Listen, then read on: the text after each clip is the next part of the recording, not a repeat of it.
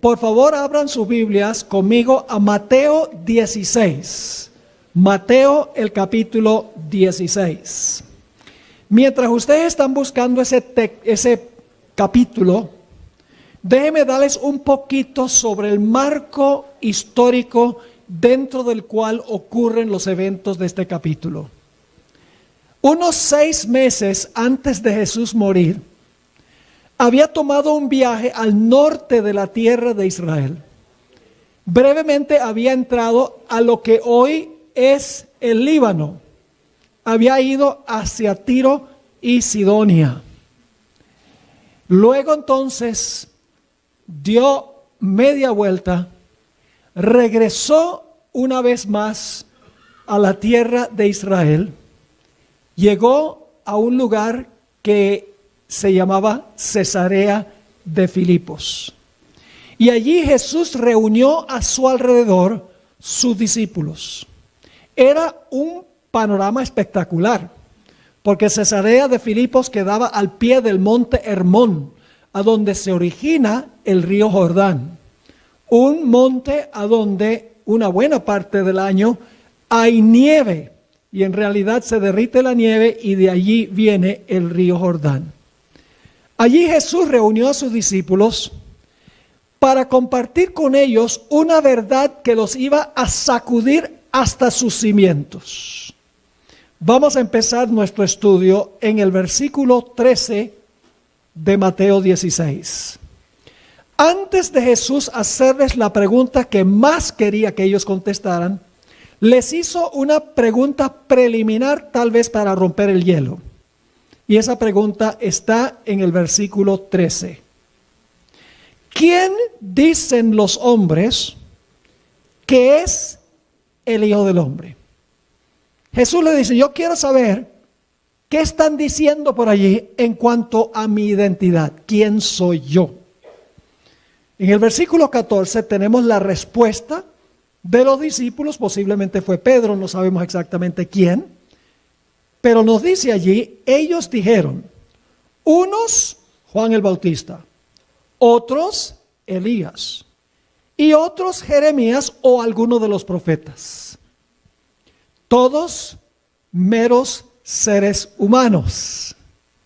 Pero luego Jesús les va a hacer la pregunta que Él especialmente quiere que contesten.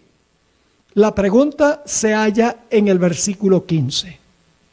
Y Él les dijo, ¿y vosotros quién decís que soy yo? No me interesa lo que están diciendo por ahí en cuanto a quién yo soy. Lo que me interesa es saber quién piensan ustedes que yo soy.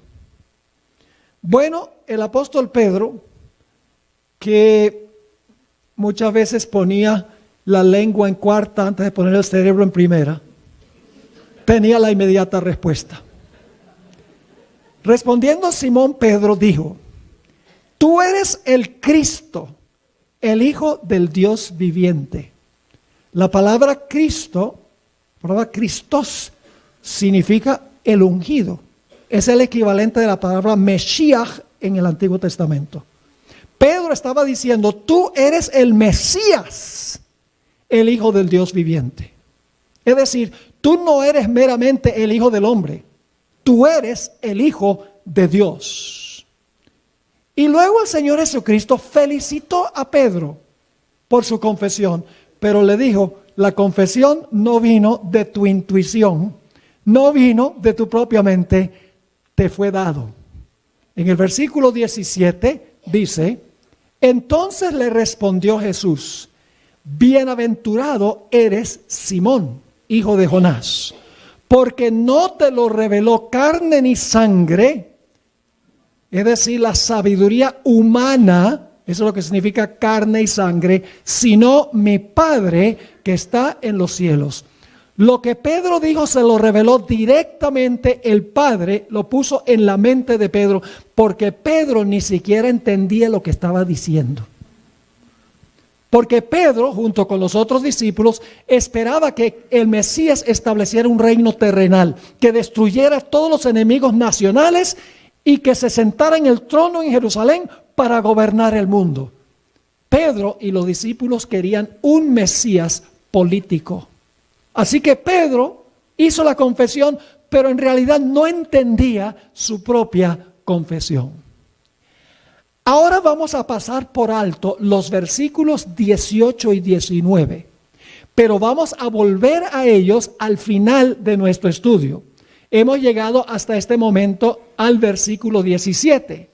Vamos a pasar por alto los versículos 18 y 19 para volver a ellos más adelante al final de nuestro tema. Vamos a saltar al versículo 21. Pedro se sintió halagado por lo que dijo Jesús. Ve, Jesús me felicitó porque yo le dije que Él es el Cristo, Él es el Mesías, el Hijo del Dios viviente. Pero luego Jesús comparte con los discípulos una verdad que los sacudió hasta el alma. Y eso se encuentra en el versículo 21.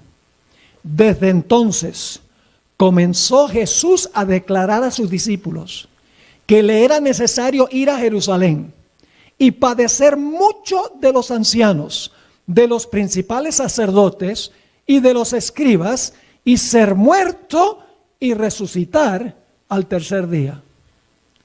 Los discípulos, cuando Jesús dijo sufrir y morir, apagaron su mente. Como que no escucharon la parte donde Jesús dijo resucitar al tercer día. Quedaron tan pasmados que Jesús dijera que el Mesías, que había sido confesado por Pedro, iba a sufrir de manos de los dirigentes religiosos y que iba a morir. Que cuando Jesús dijo morir, se apagó la mente. Ahora, ¿qué hizo Pedro cuando Jesús dijo esto? Esto demuestra que Pedro no entendió su confesión. En el versículo 22 dice, entonces Pedro, tomándolo aparte, por lo menos no le habló en frente de los otros discípulos. Tomándolo aparte, comenzó a reconvenirle, es decir, comenzó a regañarlo, el discípulo al rabino, diciendo, Señor, ten misericordia de ti, en ninguna manera esto te acontezca. ¿Entendió Pedro su confesión? Él no entendía que el Mesías iba a sufrir y a morir. Para él el Mesías iba a gobernar sobre un reino terrenal, sobre un gobierno político en el trono desde Jerusalén. Ahora noten lo que Jesús le dijo a Pedro en el versículo 23. Pero él volviéndose, y Jesús no estaba hablando solo a Pedro, estaba hablando de alguien que estaba influyendo sobre la mente de Pedro. Pero él volviéndose dijo a Pedro, quítate de delante de mí, Satanás, me eres tropiezo, porque no pones la mira en las cosas de Dios, sino en las de los hombres.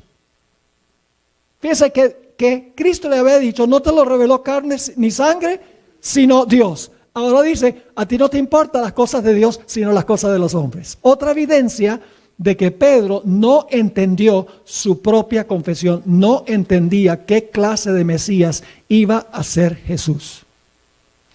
Ahora vamos a pasar por alto también los versículos 24 al 27 y vamos a regresar a ellos al final del tema y ya van a darse cuenta por qué razón. Vamos a saltar al versículo 27 y vamos a leer los versículos 27 y 28. Antes de leerlos, si ustedes leen el deseado de todas las gentes, van a encontrar que los discípulos estaban supremamente deprimidos. Nuestro Mesías va a morir. No escucharon la parte de que iba a resucitar. Estaban tristes, confundidos, porque Jesús no era la clase de Mesías que ellos esperaban. Jesús sabía que estaban desalentados. Y por lo tanto ahora Él quiere decirles, después de la cruz viene la gloria. En el versículo 27 dice, está hablando Jesús, porque el Hijo del Hombre vendrá en la gloria de su Padre, con sus ángeles, y entonces pagará a cada uno conforme a sus obras. Y ahora los discípulos dicen, bueno, dijo que iba a morir, pero dice también que va a regresar en gloria con todos los santos ángeles. Así que dice, tiene que haber algo más allá de su pasión y de su muerte. Jesús quiso alentarlos con la idea de que después del sufrimiento y la cruz iba a haber la gloria. Y luego Jesús dijo algo que ha confundido a muchos, porque pareciera que lo que dijo Jesús nunca se cumplió. Dice en el versículo 28, de cierto os digo, que hay algunos de los que están aquí. ¿Quiénes estaban allí? Los 12. Hay algunos de los que están aquí que no gustarán la muerte hasta que hayan visto al Hijo del Hombre viniendo en su reino. Jesús estaba diciendo, algunos de ustedes me van a ver venir en mi reino de gloria. ¿Cuántos de los discípulos están muertos? Todos. Y Cristo no ha venido en gloria en su reino. ¿Cómo entendemos esto? Hay que ir al siguiente capítulo. El capítulo 17 y el versículo 1. Este texto nos dice que Jesús luego con sus discípulos emprendió el viaje hacia el sur. Y los discípulos estaban apesadumbrados porque Jesús había dicho que iba a ir a Jerusalén. Y allí en Jerusalén iba a sufrir e iba a morir. Y ahora Jesús se estaba dirigiendo con los discípulos al sur. Viajaron 6 días.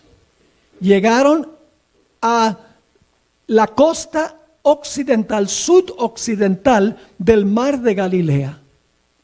Jesús sabía que los apóstoles estaban desanimados y que necesitaban en realidad una palabra de aliento. Nos dice allí en el capítulo 17 y el versículo 1, 6 días después, Jesús tomó a Pedro, a Jacobo y a Juan. Esos son los algunos.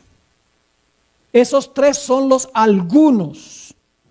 No llevó a todos. 3. 6 días después Jesús tomó a Pedro, a Jacobo y a Juan, su hermano, y los llevó aparte a un monte alto. Lo más probable es que fue el monte Tabor, que queda en la costa sudoccidental del mar de Galilea. Ahora, hay un dato muy interesante, y es que si ustedes examinan los 3 evangelios sinópticos, que son Mateo, Marcos y Lucas, que repiten mucho del mismo material, van a encontrar que una sola vez se menciona un intervalo de tiempo entre un evento y otro. Aquí se dice que pasaron 6 días entre un evento y otro, lo cual indica que hay una conexión entre lo que sucedió en Cesarea de Filipos y lo que ocurre en el capítulo 17. Los algunos eran Pedro, Santiago y Juan. ¿Por qué es Pedro, Santiago y Juan? Una razón muy especial. Ellos eran los que iban a estar cerca de Jesús en el huerto de Getsemaní, escuchando las palabras de agonía de Jesús mientras clamaba a su Padre. Mateo 26, 37 y 38 nos lo dice. Mateo 26, 37 y 38. Dice, y tomando a Pedro y a los 2 hijos de Zebedeo, esto ya es en el huerto, comenzó a entristecerse y angustiarse en gran manera. Fíjense que tomó a los 3 que estaban cerca de él. Entonces Jesús les dijo, mi alma está muy triste hasta la muerte, quedaos aquí y velad conmigo. Jesús sabía que ellos iban a presenciar su peor agonía y sus peores clamores en el huerto, y que ellos especialmente necesitaban ver la transfiguración para que no perdieran su fe. Y luego tenemos el versículo 2 de Mateo, el capítulo 17. Hay una traducción aquí que no es técnicamente correcta, y es muy importante esto. Las versiones de la Biblia, la mayoría dicen, y se transfiguró. Pero el verbo en el original no está en voz activa, está en voz pasiva. Es decir, en realidad dice, y fue transfigurado delante de ellos. Otro lo está transfigurando. ¿Quién lo está transfigurando? El Padre lo está transfigurando. Y luego dice, y resplandeció su rostro como el sol, Y si ustedes leen Apocalipsis 1:16, dice que cuando Cristo ascendió al cielo y Juan lo vio en visión entre los 7 candeleros, dice que le brillaba el rostro como el sol. Este es el Cristo glorificado. Y dice, y sus vestidos se hicieron blancos como la luz. Esta palabra transfiguró es la palabra metamorfoo. ¿Qué palabra en español viene de metamorfoo? Metamorfosis. ¿Saben ustedes lo que es una metamorfosis? ¿En qué se parece un gusano a una mariposa? En nada. La mariposa es una transformación radical del gusano a un hermoso insecto que vuela. Es decir, que Jesús cambió radicalmente de apariencia. Es decir, apareció como se verá cuando regrese a la tierra en poder y gloria.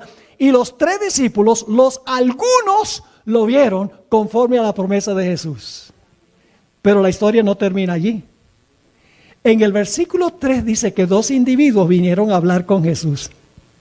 Ahora escuchen bien, no vinieron a hablar con todos los 4 que estaban allí.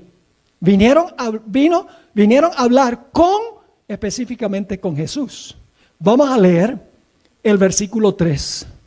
Y he aquí, les aparecieron, es decir, los 3 discípulos vieron a Moisés y Elías.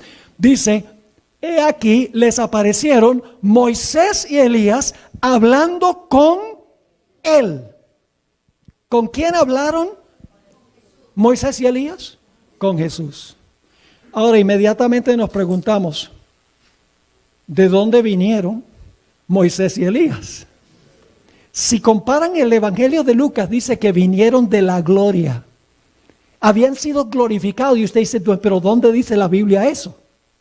Bueno, en Deuteronomio 34, 5 y 6, se relata la muerte de Moisés. Y hay 2 cosas extrañas, 2 detalles extraños allí. El primer detalle es que es la única persona en la Biblia que Dios haya enterrado. Dios lo sepultó. Y en segundo lugar, nadie sabía a dónde estaba su sepulcro. Los judíos marcaban las tumbas de los sepulcros de sus héroes. Por ejemplo, Abraham fue sepultado con su familia en la cueva de Macpela. Todavía pueden visitar lo que se cree es la tumba de David en la ciudad de Jerusalén. En años recientes se consiguió una inscripción que decía, en una bóveda que decía, aquí yace Daniel el profeta. No había cuerpo, pero la inscripción era de esa época. Los judíos marcaban las tumbas de sus héroes. Pero en el caso de Moisés, Dios lo enterró y además de eso nadie sabía a dónde estaba su sepulcro. Y luego notamos en el libro de Judas, versículo 9, que hubo una batalla en el sepulcro de Moisés. Moisés pecó y por lo tanto Satanás ahora viene, según dice Judas 9, y viene también el arcángel Miguel, que es otro nombre para el Señor Jesucristo. Y había venido Miguel, el arcángel, que 1 Tesalonicenses 4 dice que el mismo Señor con voz de arcángel, que es Jesús, va a resucitar a los muertos. Había venido para resucitar a Moisés. Y Satanás le dice, no puede resucitar a Moisés, porque Moisés pecó y la paga del pecado es muerte. Es mi prisionero. Y Cristo, con el nombre que tiene Miguel en el Antiguo Testamento, dice, no niego que haya pecado, pero Moisés se arrepintió. Y al arrepentirse, yo lo he perdonado por mi sangre. Y Satanás dice, ¿cuál sangre? Si no has muerto todavía. Pero Moisés vio mi día, creyó en mi sacrificio y por lo tanto me lo llevo. Nosotros sabemos que Dios se lo llevó porque se apareció en el monte de la transfiguración 1400 años más tarde. Obviamente no podía venir a hablar con Jesús al menos que haya resucitado. El otro personaje que se apareció fue Elías. El relato se encuentra en 2 de Reyes 2, 11 y 12. Lo que pasó con Elías en su último día de su vida terrenal.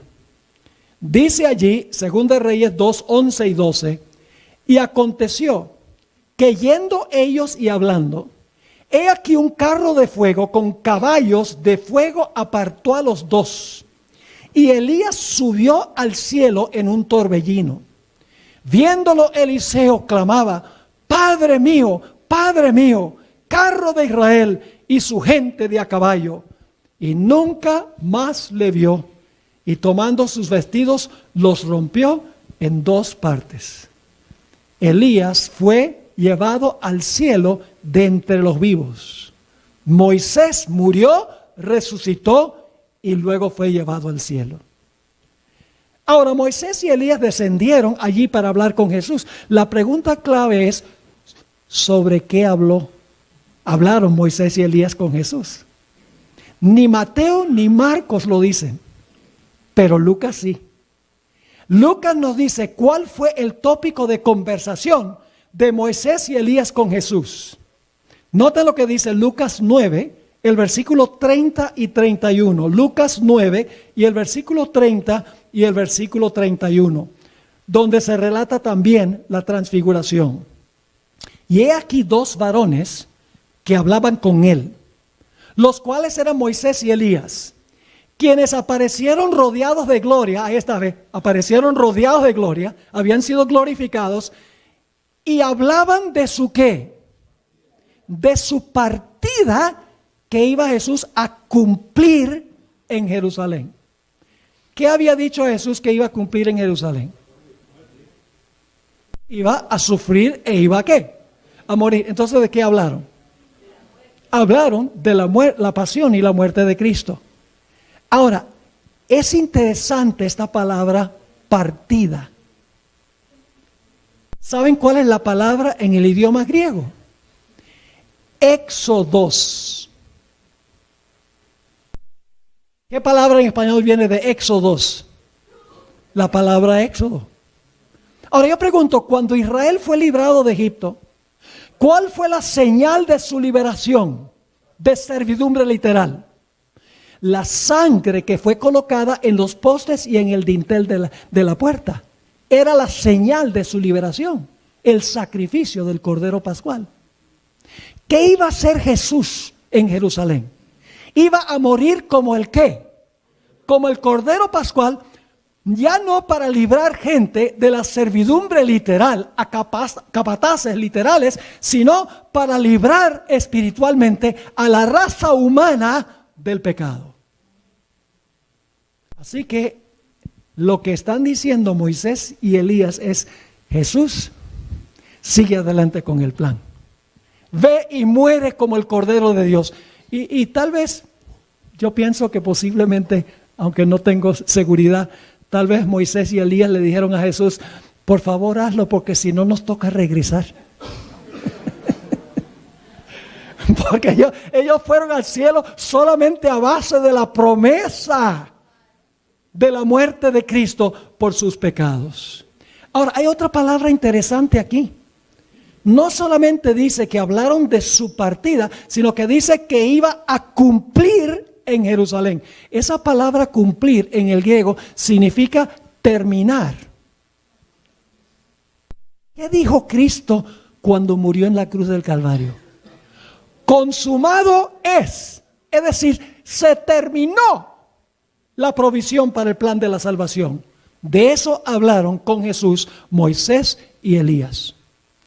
Quiero leerles una cita de El Espíritu Profecía en Primeros Escritos, página 162, de lo que hizo por los discípulos la transfiguración.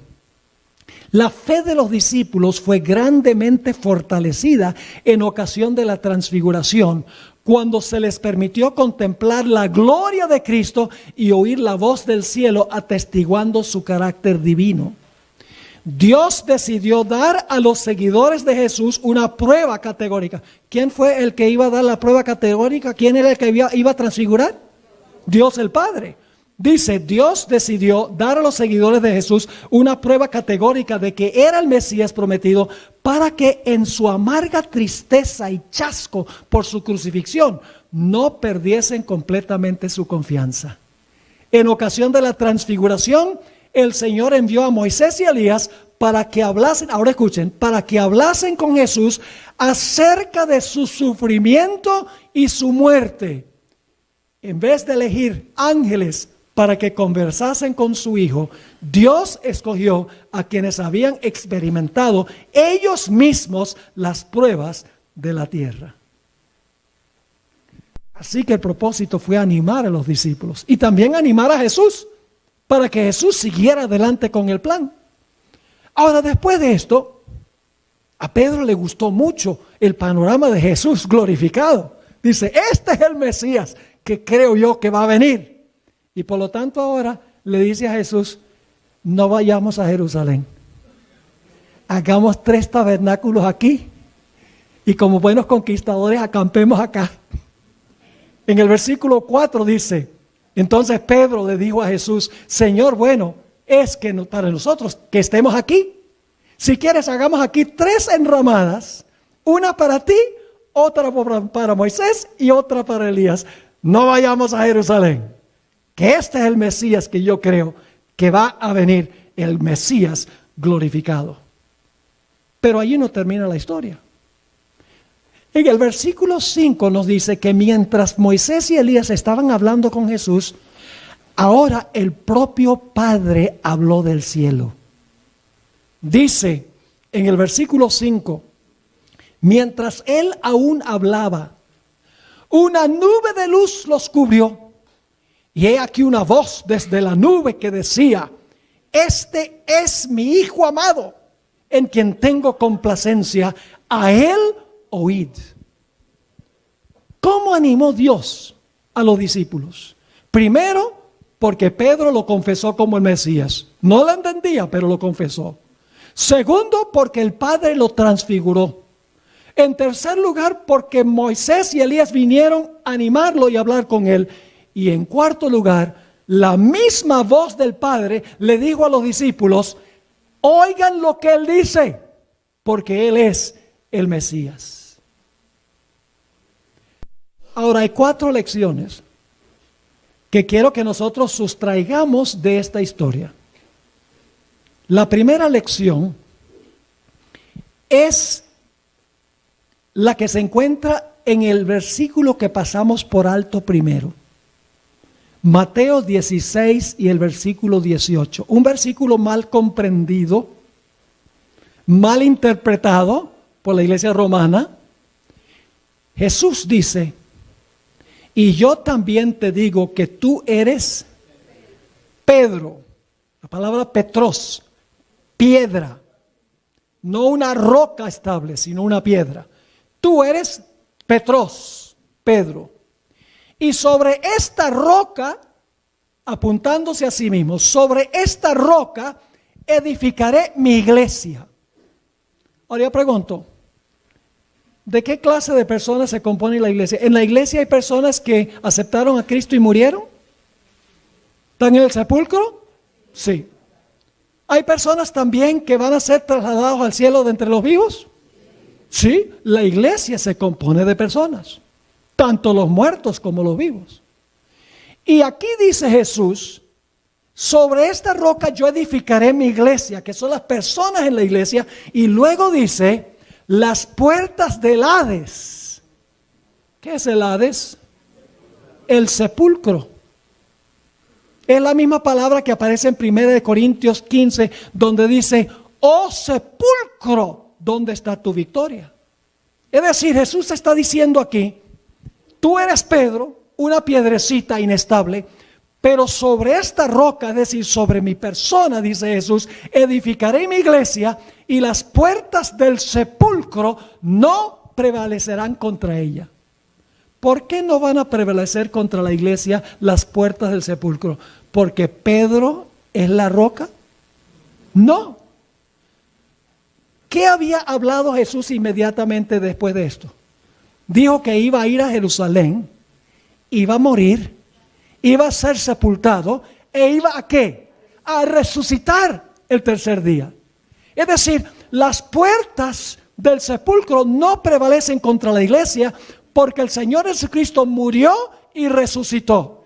No es porque la iglesia está construida sobre Pedro. Noten Apocalipsis 1 y el versículo 17 y 18. Apocalipsis 1, 17 y 18. Dice, esto es el Cristo glorificado. Cuando le vi, caí como muerto a sus pies, dice Juan. Y él puso su diestra sobre mí, diciéndome, no temas, yo soy el primero y el último. El que vivo y estuve, ¿qué? Muerto. Mas he aquí que vivo por los siglos de los siglos, amén. Y tengo ¿qué?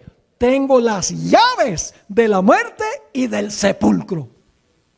¿Por qué es que las puertas de la muerte y el sepulcro no van a prevalecer contra la iglesia? ¿Porque la iglesia está edificada sobre Pedro? No, porque está edificada sobre Jesús, y Jesús murió y Jesús resucitó. Jesús dijo, porque yo vivo, vosotros también viviréis.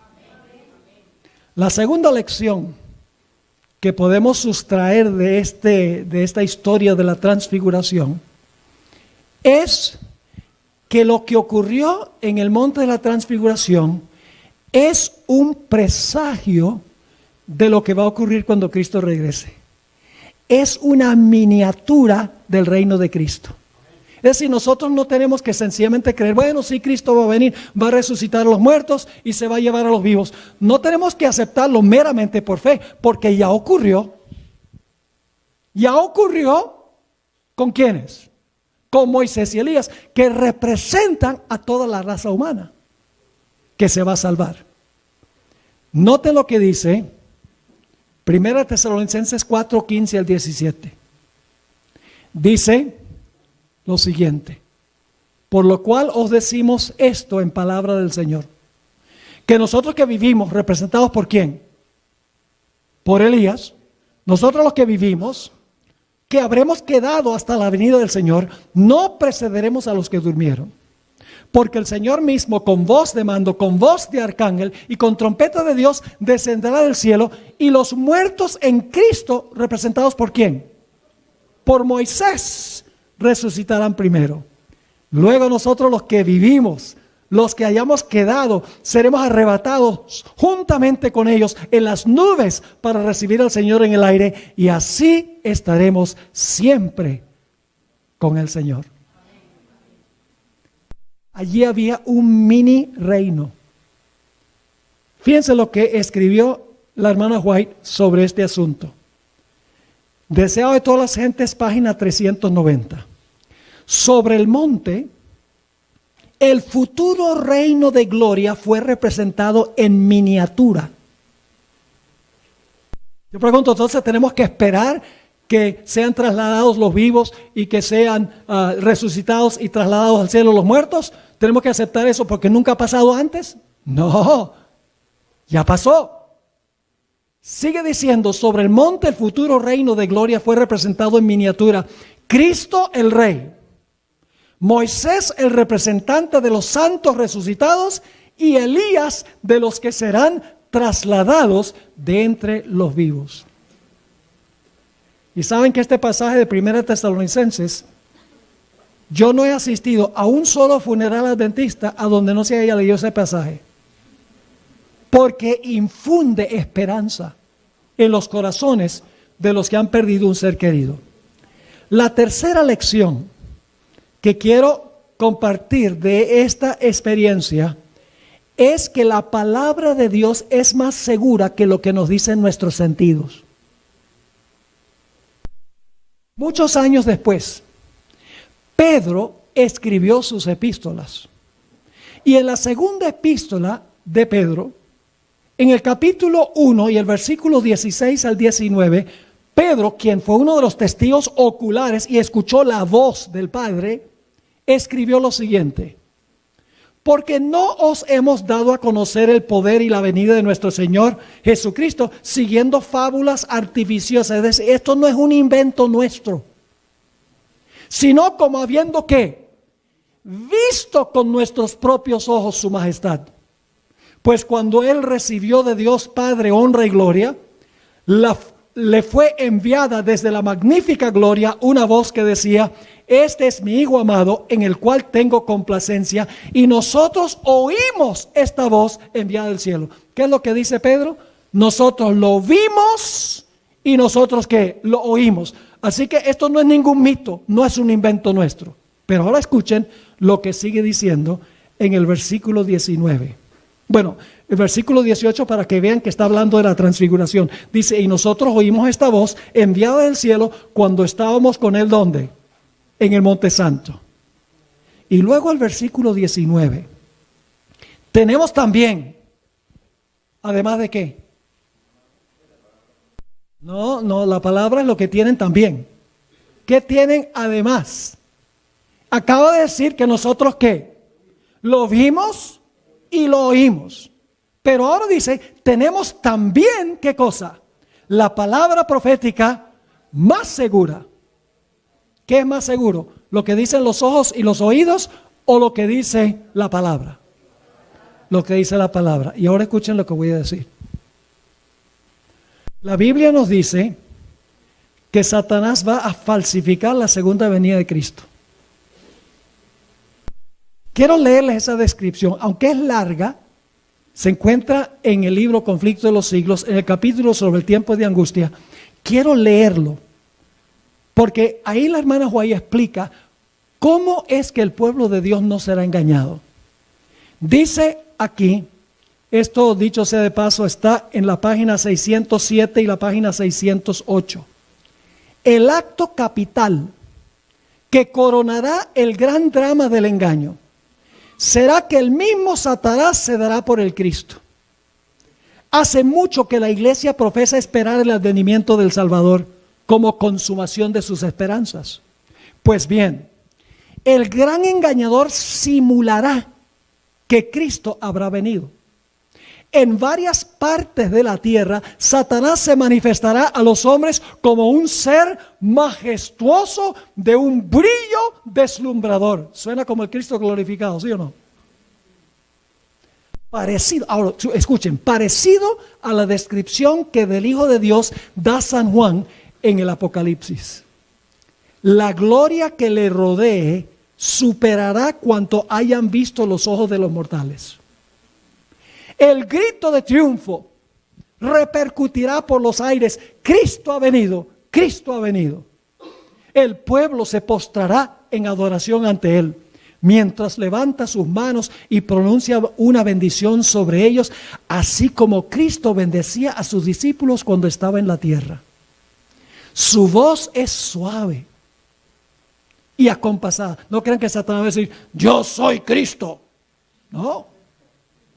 Su voz es suave y acompasada, aunque llena de melodía. En tono amable y compasivo. Ahora escuchen, enuncia algunas de las verdades celestiales y llenas de gracia que pronunciaba el Salvador. ¿Va a citar la Biblia? ¿Va a citar versículos que son correctos? Sí, ¿cómo no? Sigue diciendo, cura las dolencias del pueblo. Va a hacer milagros de sanamiento. Y luego en su fementido carácter de Cristo, asegura haber mudado el día de reposo del sábado al domingo. Y manda a todos que santifiquen el día bendecido por Él. Declara que aquellos que persisten en santificar el séptimo día, blasfeman su nombre porque se niegan a oír a sus ángeles que les fueron enviados con la luz de la verdad. Es el engaño más poderoso y resulta casi irresistible. Por eso Jesús dice, no vayas. Si dicen que está en los aposentos, no vayas. Si está en el desierto, no vayas. Si aparece en Caracol, no vayas. Si sale en RCN, mantén el televisor apagado. Porque tu vista y tus oídos te pueden engañar. Sigue diciendo, es el engaño más poderoso y resulta casi irresistible. Como los samaritanos fueron engañados por Simón el mago, así también las multitudes, desde los más pequeños hasta los mayores, creen en ese sortilegio y dicen, este es el poder de Dios llamado grande. ¿Cuál será la protección del pueblo de Dios? ¿Los ojos? ¿Los oídos? No vamos a poder, nuestras emociones, no. Entonces, ¿qué? Escuchen. pero el pueblo de Dios no se extraviará. Las enseñanzas del falso Cristo no están de acuerdo con las sagradas escrituras. Su bendición va dirigida a los que adoran a la bestia y su imagen, precisamente aquellos sobre quienes dice la Biblia que la ira de Dios será derramada sin mezcla. Y hay algo más. Además, no se le permitirá a Satanás contrahacer la manera en que vendrá Jesús. ¿Cómo va a venir Jesús? Va a venir a esta tierra y va a caminar sobre la tierra cuando regrese y va a sanar las enfermedades, etcétera. ¿Sí o no? No. ¿Jesús va a tocar la tierra? No. ¿Va a permanecer dónde? En el aire. Pero este falso Cristo está yendo a diferentes partes de la tierra. Sigue diciendo. Además, no se le permitirá a Satanás contrahacer la manera en que vendrá Jesús. El Salvador previno a su pueblo contra este engaño y predijo claramente cómo será su segundo advenimiento. Y ahora cita la Biblia: porque se levantarán falsos cristos y falsos profetas, y darán señales grandes y prodigios, de tal manera que engañarán, si es posible, aún a los escogidos. Así que si os dijeren, he aquí en el desierto está, no salgáis. He aquí en las cámaras, no creáis. Porque como el relámpago que sale del oriente y se muestra hasta el occidente, así será también la venida del Hijo del Hombre. Es importante entender cómo vendrá Jesús. ¿Y qué dirá Jesús? ¿Cómo no? Todo hay que examinarlo a la luz de las Sagradas Escrituras. La Biblia es más confiable que nuestros sentidos, nuestras emociones, nuestros sentimientos, lo que dicen los demás, porque todo el mundo va a decir, este es el Cristo. Solo podemos confiar en la palabra del Señor. La cuarta lección que aprendemos de esto es que no hay corona sin cruz. A todos nos gustaría tener nada más la corona de gloria sin tener que sufrir. Ahora es que vamos a leer los versículos, los otros versículos que pasamos por alto. Mateo 16, 24 al 27. Mateo 16, 24 al 27. Entonces Jesús dijo a sus discípulos: si alguno quiere venir en pos de mí, niéguese a sí mismo y tome su cruz y sígame.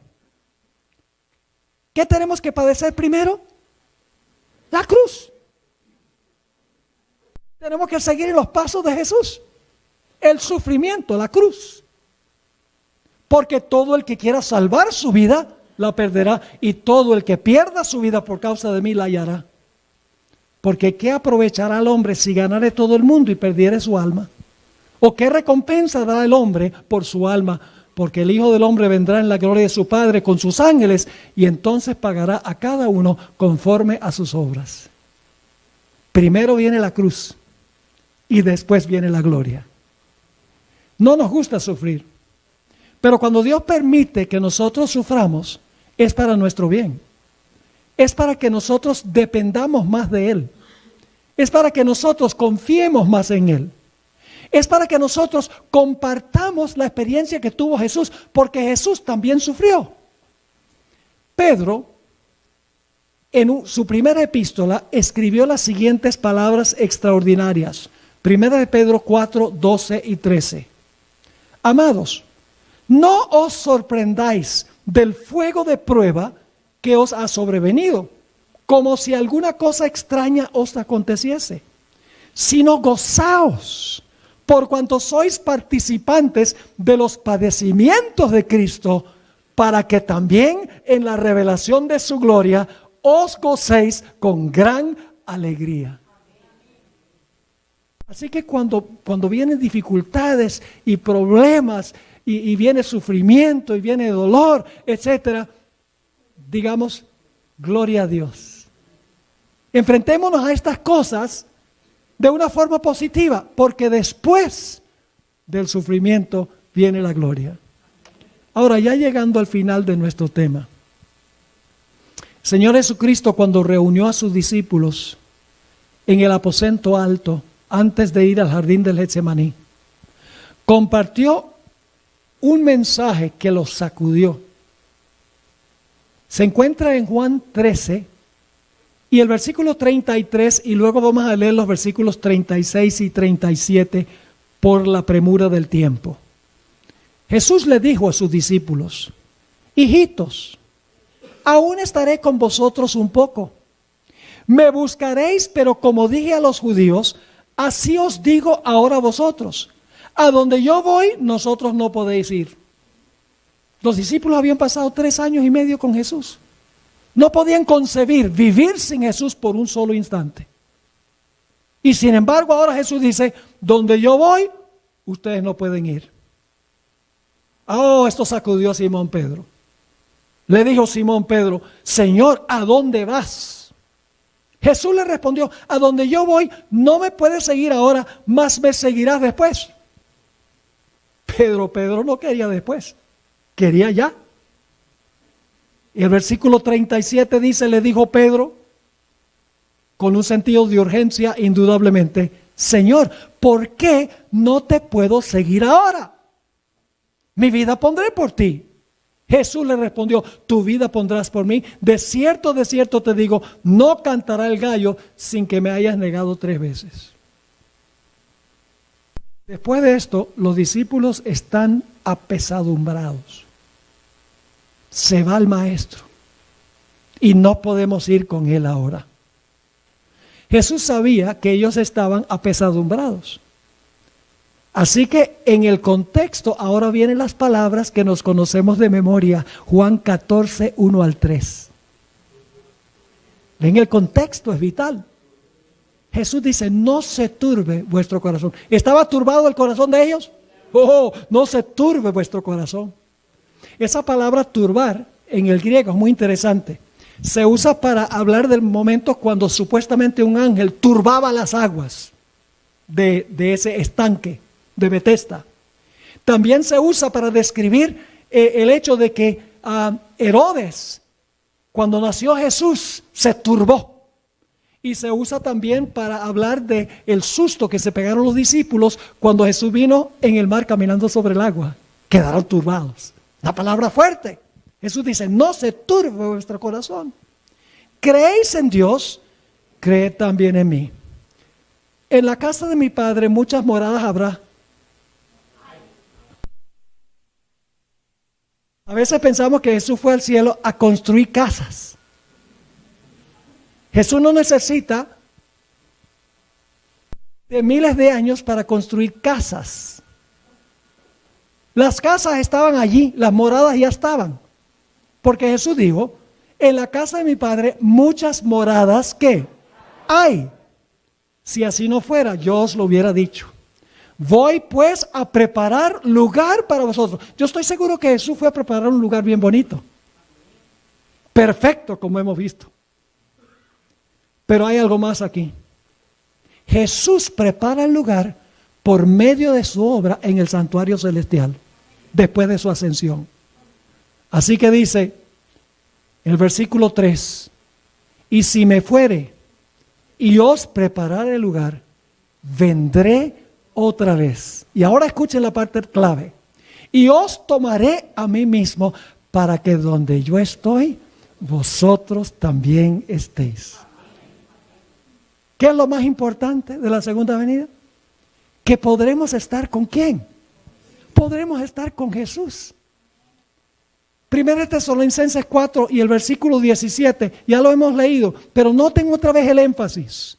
Luego nosotros, los que vivimos, los que hayamos quedado, seremos arrebatados juntamente con ellos en las nubes para recibir al Señor en el aire, y así estaremos siempre con el Señor. Apocalipsis 21, 2 al 4. Cuando Dios haga cielos nuevos y tierra nueva, dice Juan: y yo, Juan, vi la santa ciudad, la nueva Jerusalén, descender del cielo de Dios, dispuesta como una esposa ataviada para su marido. Y oí una gran voz del cielo que decía: he aquí el tabernáculo de Dios con los hombres, y Él morará con ellos. Y ellos serán su pueblo, y Dios mismo estará con ellos como su Dios. La capital del universo, aquí.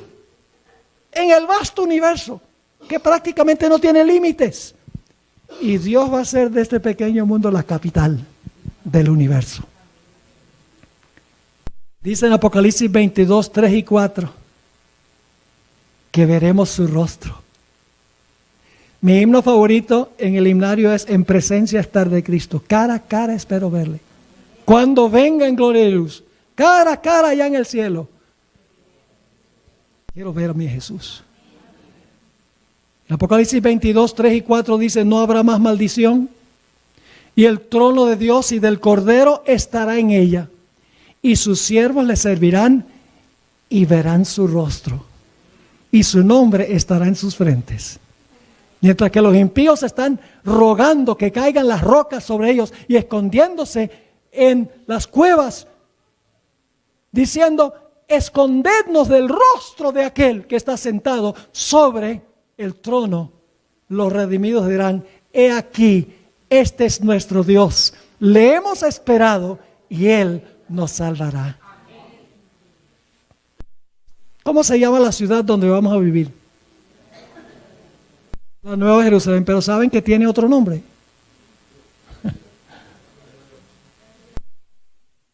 Ezequiel 48 y el versículo 35. Y ustedes pueden leer los versículos anteriores. Dice que hay 3 puertas al norte, 3 puertas al sur, 3 puertas al oriente, 3 puertas al occidente. Y luego el versículo 35 dice, y en derredor tendrá 18,000 cañas, y el nombre de la ciudad desde aquel día será Jehová Samá. ¿Sabe lo que significa la palabra Jehová Samá? Significa Jehová está allí. Nosotros a veces pensamos de todos los beneficios del cielo. Vamos a poder comer una fruta diferente del árbol cada mes. Y vamos a poder comer del maná para ver cómo era eso. Y vamos a beber agua de verdad pura, que brota del trono de Dios. Y vamos a poder viajar a través del vasto universo. Y vamos a poder hablar con las personas de toda la historia, con Abraham, Isaac, Jacob, Moisés, Pablo. Y vamos a poder viajar a través de todo el universo a las diferentes galaxias. Pero si no hubiera nada de eso y estuviera Jesús, valdría la pena. El cielo, la hermana White dice que el cielo es Jesús. Pero para nosotros querer estar allí, tenemos que enamorarnos con Él aquí. Y la forma como nos enamoramos de Él es a través de su palabra. Llegamos a conocerlo a través de su palabra. Por eso la hermana White dijo que recomienda que 1 hora al día dediquemos a contemplar la vida de Cristo, especialmente las escenas finales. Y dice que cuando hacemos eso, vamos a ganar victoria tras victoria en nuestra vida. Qué gloriosa promesa tenemos. Este mundo no es nuestro hogar. Somos extranjeros y peregrinos. Aquí no hay inmigrantes ilegales. Todos somos aquí extraños y peregrinos, el pueblo de Dios, porque estamos lejos de nuestro hogar. Pero cuando el Señor Jesucristo venga, va a llevarnos al cielo por 1000 años. ¿Sabe? La gente dice, yo quiero vivir para siempre con Jesús en el cielo. No, Señor. Vamos 1000 años de vacación al cielo. Pero tenemos que trabajar en esa vacación, ¿no? Porque vamos a hacer una obra de juicio.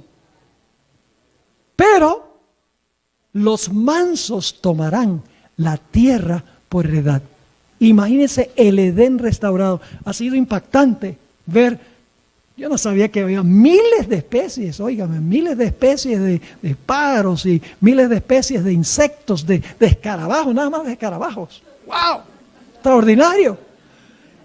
Por eso vamos a necesitar una eternidad para estudiar en la escuela y nunca nos graduaremos con un PhD, porque siempre estaremos aprendiendo.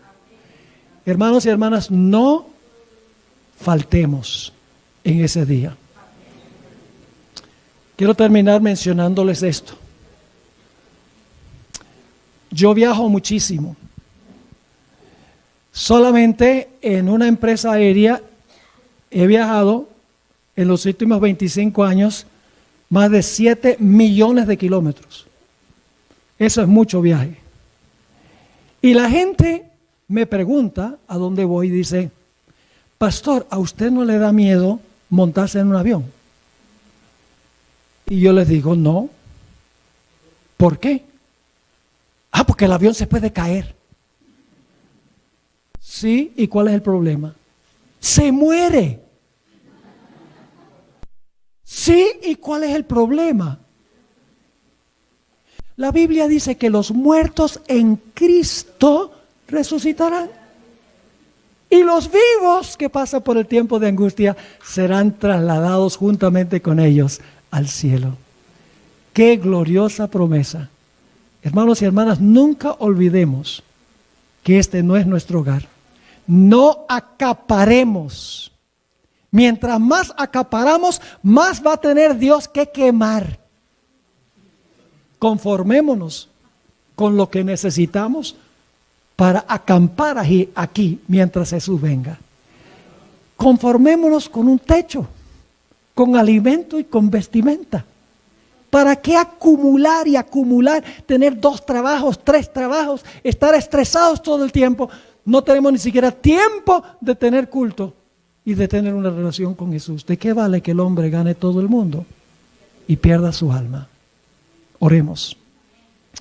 Padre Celestial, gracias te damos por la gloriosa promesa del bienaventurado regreso de Cristo Jesús. Qué terrible sería vivir en este mundo pensando que esto es todo lo que hay. Sería deprimente. ¿De qué valdría vivir? Pero cuando vemos que nuestro destino eterno está con Jesús en el cielo y luego en la tierra nueva, nos damos cuenta que realmente vale la pena esta vida. Prepararnos para ese gran día cuando Jesús regrese en poder y gloria. Te ruego, Señor, que en ese gran día ninguno de los que estamos reunidos aquí falte. Gracias te damos por haber estado con nosotros, por responder nuestra oración, pues te lo imploramos en el nombre de Jesús. Amén.